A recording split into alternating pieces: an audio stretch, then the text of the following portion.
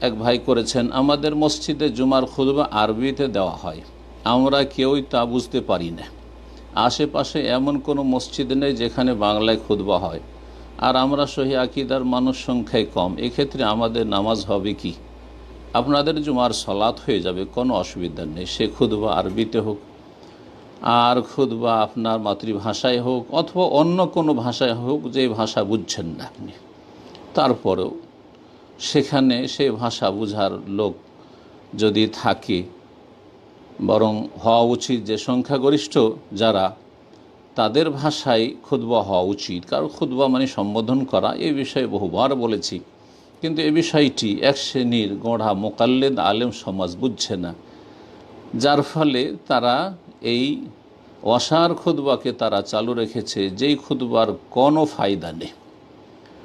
আল্লাহ রাব্বুল আলামিন তাদেরকে যেন হেদায়েত নসিব করেন এবং তাদেরকে গোঁড়ামি থেকে মুক্ত হয়ে সঠিক আইম্মায়ে কেরামদের আদর্শের অনুসারী হওয়ার তৌফিক দান করেন এবং আপনাদের জন্য আল্লাহ ভালো ব্যবস্থা করেন।